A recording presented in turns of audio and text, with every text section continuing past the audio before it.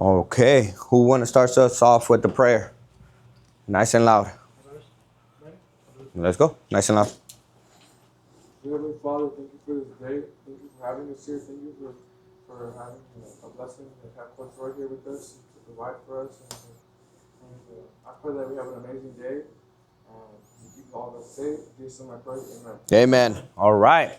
So today, you can come up, Juan Eloy, in the front. Don't be shy. I don't bite. Okay, so today we're going to talk about building wealth. Why is that important and why do I need to bring it up? First of all, building wealth is the reason why I'm able to be here. Okay?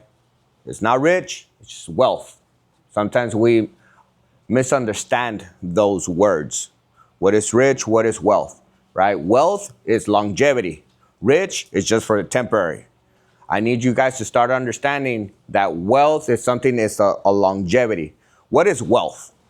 Who raise your hand? What is wealth? Yes. Like having money. Okay, something with money. That's correct. But what else is wealth? Long-lasting money. Correct. What else? Money that you build up over time and know how to use. Money that you build up over time. Yes. What else? Not having to worry much about like your money. You know what I'm saying? No, of course. Of course. So money is becoming the primary thing right now, correct? Okay. Yes, Benga? Something that you like second generations of for. Yes, right? But wealth can be knowledge. How much knowledge do you have? That's wealth. Also, is your health wealth? Who's thought about their health? If we ain't healthy, then we ain't wealthy. Mentally, physically, and spiritually. That's one thing. That's the only way that you will stay in longevity and keeping that wealth accumulating is by making sure your mental state of mind is right, physical state of mind is right, and also more importantly, your soul, your heart is right. Because if you ain't right, it doesn't matter how much money you have, it's gonna go away. And that's not gonna go on and you're not gonna enjoy it. So that's why I'm telling you, money is not the only thing that is wealth.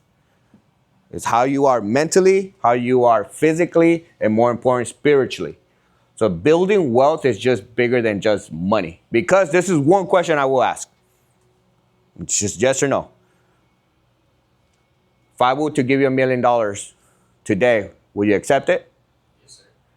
Okay? But if I give you $1 million today, but you die tomorrow, will you accept it? No, sir. So did money become important to you or did life become important? Life. But the first answers we were given was what? Yes. Oh, like if we got money. The first answers when I said what is wealth, what were we describing wealth? Money. So I want you guys to get that out of the picture. Money's gonna come, but you gotta be a state of mind, physically and spiritually right for that wealth to come into your life. Okay? Now, another thing why it's a blessing that I'm able to be here, guess what? Because I own a business and I am a corporation, I get to do whatever I want. I get to think, where can I spend my money? Where can I invest my money? I'm gonna invest on the things I love. And guess who I love? God, family, my clients, and my football team, coaching. That's where I'm invest my money because I know what I'm doing there. So whenever you think about wealth is, what am I investing on? Do not invest on something you don't know. Do I make myself clear on that? Okay, cool. So, does real estate build wealth? Yes or no? You kind of went like, maybe. Okay? Why do you think it's a maybe? Because like what you're saying with the, like making sure you're right, you know, to like bring stress on you and stuff. So Yes. Life is going to be hard regardless. It's going to be hard. Being poor is hard. Being wealthy is hard. Guess what? You have a choice. Choose your heart.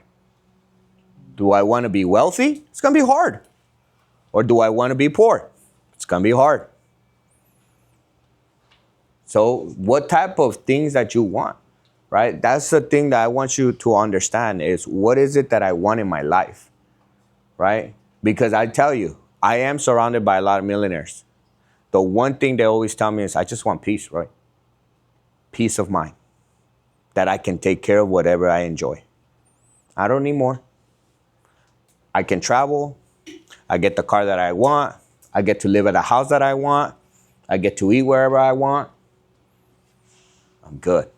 Bills are paid. I'm good.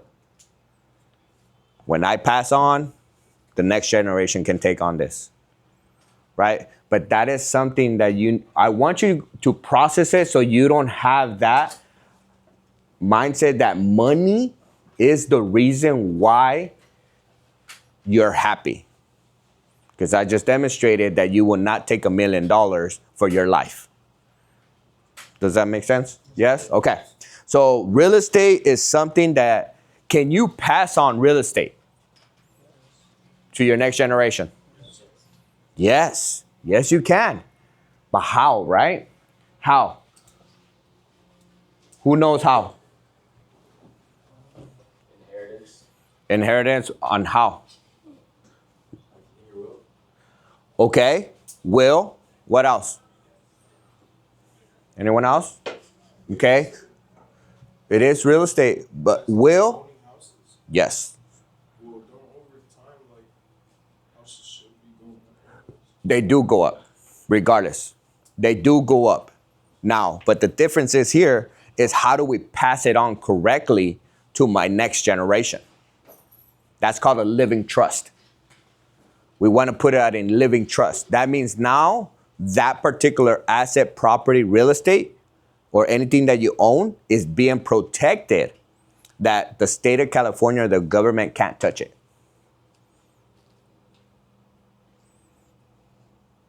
It's better than a will.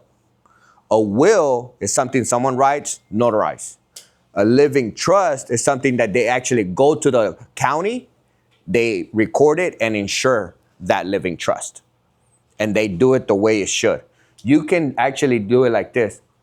I want my son to get 50% of this. I want my daughter or my son to get the other 50%. The spouses don't touch anything. That's how specific you can make it on a living trust. On a will, people can still fight it. Make sense on that? Okay, cool. So now we know more or less about the building wealth part, right? So we can fully understand. Now, how do we qualify? How do we get into that qualification? Not everyone here is their dream is to play in college or NFL. Not everyone, okay? But let's be clear on that part. But what if I want to start? Like, who knows what type of qualifications are there for buying a home right now? 2 years, Raise it. Say it again. 2 years of like income of like part time, full time. High five. Yes, it can be either part-time or full-time. But the difference is your purchasing power. But yeah, 2 years. That's all you need. 2 years of W-2s or 1099s. Who knows what's a 1099? W-2s and 1099s, you still pay taxes, right? But 1099s is you're a sole proprietor, meaning you're a business owner. So I do my 1099s because I don't get paid W-2s or salary. It's 1099s. So only 2 years, right? What else? That's really good, by the way. You know, I've consulted with people that are. I'll give you guys a good little question. What's the average age right now that becoming our first-time home buyers in the U.S.? Who can throw a number? It's like 28 right now. Okay. Like 20. Okay. Okay. 32, 32. 35, 35. Anyone else? What do you think? 15. Okay. Well, 15 years old, you still can't buy yet, right? But I get you. Okay. So anyone else? It's 40.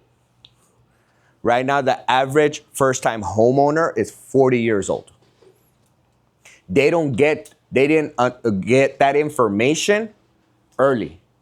So they waited, or they got to a point that once they were 40, then they understood they only needed 2 years of work.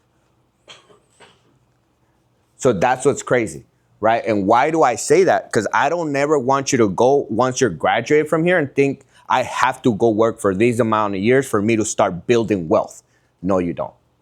In the last 4 years, I've helped 12, 21-year-olds buy already their first property. And they came out of the hood. Different skin, different background. They didn't have money. Apartment, didn't matter. I told them, you only got to go work 2 years. Some of them work at Towers Market, fast food restaurant. Now they have their own home at 21 years old. So it doesn't matter. It doesn't matter where you come from. I just want you guys to understand that. It doesn't matter where you work. You can always start somewhere. You can have an end goal, but don't start comparing, whoa, I can't get that big house, so I'm not even going to try. Get something now, because the building wealth part, in the future, that house is going to be worth more.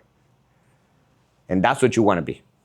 Okay, we talked about 2 years W-2s or 1099s. Anything else that you think of can qualify to buy a house?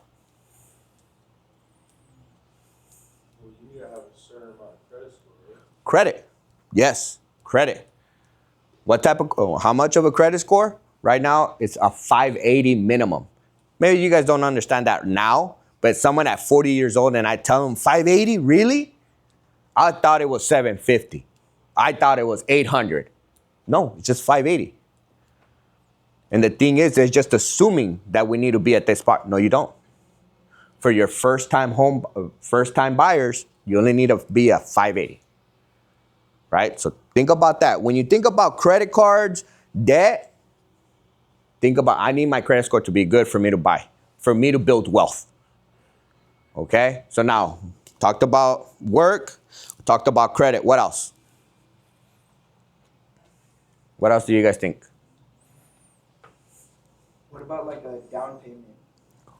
Great. How much do we need in our bank for us to buy a house? That's most of the people don't talk about that. Money, right? You only need 3 to 5% down. So if you're buying a $400,000 house, 3% is what? 3% is 30. Yeah, we're still in school. Thank God. All right. It is $12,000. 1% of 400,000 is $4,000. 2%, it's 8,000. 3% is 12,000. Okay? So if you have 12,000 and you work for 2 years and your credit score is above 580, you can buy yourself a $400,000 house. 12,000. Other people, and again, when I say other people, most Americans, they think they need to have $50,000 to $100,000 in their bank for them to even buy a house. So look how much time they wasted for them just saving because they didn't get informed correctly. I'm letting you know this now, not because you're gonna do it right now, but I want that in your head to have a conversation about it. Don't just spend it or waste your money, okay? So, okay, we talked about how long you need to work. We talked about your credit. We talked about how much money we need to have for us to save, for us to buy a house. Now, the other thing I want to talk about is you guys need to understand is, well, what if I want to move? What if I want to relocate? I got a better job. And I got moved over here. Great. Guess how many years you need to live on a property for you not to be taxed for the gains, the capital gains, or the profit that you make from the house? 20 years, okay? 50 years, okay? 3 years? 2 years. Yes, that's what I knew. I know you meant 2. I got you. All right, you only need 2 years. Once you pass 2 years of living in that primary residence, you can do whatever you want. You can sell it, and whatever you make, let's say you don't move out in 2 years, it says 5 years. Well, in 5 years, that house is worth more. And if you sell it, you can make 20 to 50,000. That money won't get taxed. That money, you can move it to your next home as your down payment. Yes. So let's say like you bought a house and you're paying for it monthly and you want to move out. Mhm. So how do you like transfer? Do you just transfer like what you were paying for that house to the other person, or do you still pay for it and they pay you like what you? If you're talking about leasing or you're talking about selling? Renting or selling? Leasing. Okay. So, yes. You went ahead and I love that. So, we just talked about selling the property, right? If you're like, hey, I want to relocate. I want to get out of here. I found a girlfriend. I found someone in my life, right? We need to move out. Okay, great. We can do that. I just never want you to think I'm stuck. No, you're not. But let's now think about, hey, coach, I want to lease it. I want to lease. How long do you think you got to live there for you to be eligible to lease it and be able to buy another house? Raise your hand. 18 months. 18 months? Anyone else? Guys, there's no wrong answers. This is a time that 2 years. 2 years, okay? 5 years. 5 years? 3 years? 10 years? 1 year. 1 year. 1 year. So you buy today, right? July 2026, July 2027, you can come and be like, hey, coach, I want to lease this property. I want to buy another one. Okay. Guess how much of a down payment you will need for your next home? Who said that? That's it. That's it. 3 to 5%. A lot of people think, oh no, I need to put 20 to 30% down. That's incorrect. Because you're moving to your primary residence, you now qualify again to put 3 to 5% down. And now your other house, the first house, can be leased. And guess what? In 30 years, that house is paid off. And guess who's getting that passive income? You. And if you don't want to sell it, you're like, I'm leaving it to my next generation on a living trust. Yes. Is it more wise to put as much down payment as you can rather than just like the bare 3 to 5%? Well, it depends. It all depends on where you are in life. It depends on, are we trying to relocate? Right? Is this your forever home? If it's your forever home, yes. If it ain't, no, don't do it. Because you want to still explore. You haven't found the one yet. Okay, then don't do it. I'd rather you keep that money here, then we can do other things to invest on versus just a house. So I want you to multiply your money, not just be all your eggs in one basket. Does that make sense, guys? Okay. So that's something that I want you to know just about building wealth. I didn't know that. All the things that I just taught you right now in 15 minutes, I learned that in 8 years. Why do I tell you this now? Because I don't want you to go through what I went through for 8 years for you to get that information. Okay? Now, another thing that we get used to, or we get as soon as we get some money, is I want to buy some jewelry. Right? It's okay. Don't get me wrong. It's okay. But the one that helps you build more wealth is the gold plate or silver plate, not the gold chain or the silver chain. Get a gold plate. That one you put it on your safe, that one keeps going up. That's how money can work for you. So those are just a couple of things I just wanted to bring it up that I bring up to a lot of my clients. And I'm telling you, they range between 20 years old to 60 years old. And they didn't know this information. Now that you do, you are now 1% out of the 99% of this country that don't know that information. Does that make you feel great? Or does that make you feel left out? Okay. You're in the top 1%, right? What percentage do you guys think work out in the mornings in the country? Percentage? 1%. 1% of high schools in the country work out in the morning. The other 99% work out in the afternoon or only work out once a week. So you're already in the 1% in football already. Know how special you are. Know that you got this information now. Know how special you will be with that information. Okay? So I just wanted to bring that up because that's important to me that I want to see you guys build wealth. I want our conversations outside of football to be about wealth. How can we multiply? Who do we need to help? Right? I'm always excited to cook for you guys. I'm always excited to buy things for you guys. Why? Because I'd rather to go to you guys than the government. Get excited, right? But I need you guys to understand this. Why? What's the purpose? Why should I even work hard? You get me? Why should I even work hard? Because, I don't know where the money's going. Now you know. Now we know. Let's keep on building your wealth. Don't rely on someone else. Okay? What questions or concerns that you guys may have for me? Yes.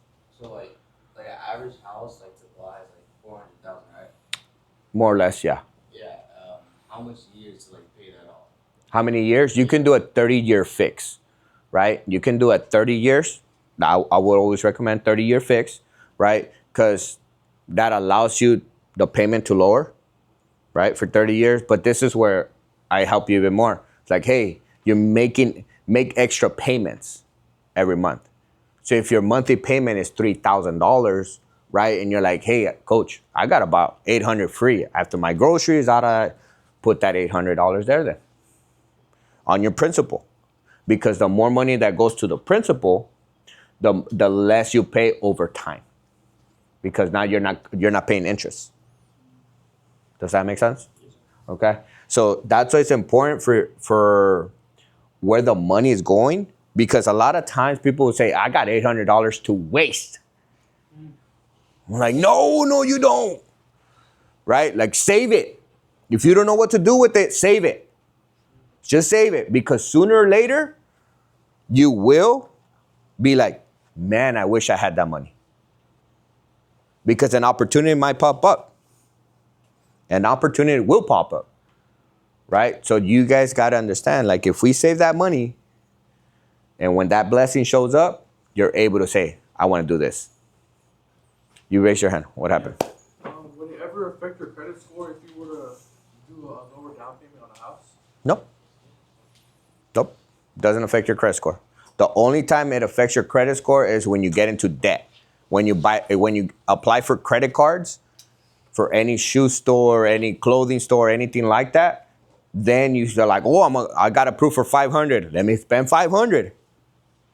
That affects you, right? That's why anytime that you hear credit card, I need you to think about 10% utilization, 10%.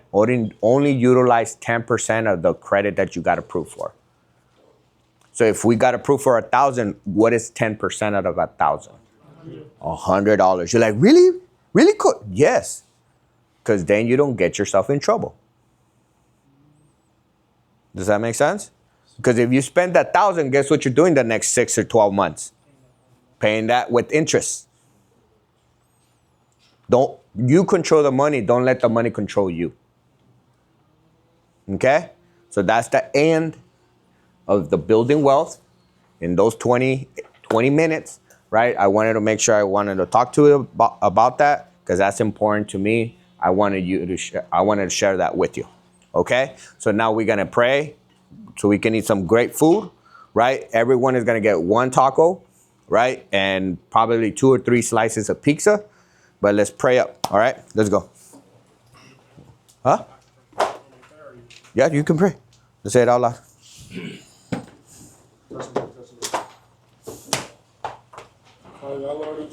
to you today, Lord. Always starting off by giving you all the glory and honor. Lord, thank you for waking us up, blessing us with another day to come here today with our teammates and coaches, ready to put in that work. Lord, thank you for the food that that is about to nourish our bodies and Lord, let it rejuvenate our bodies as well. Any injuries right now, Lord, that we ask that you heal it now with faith.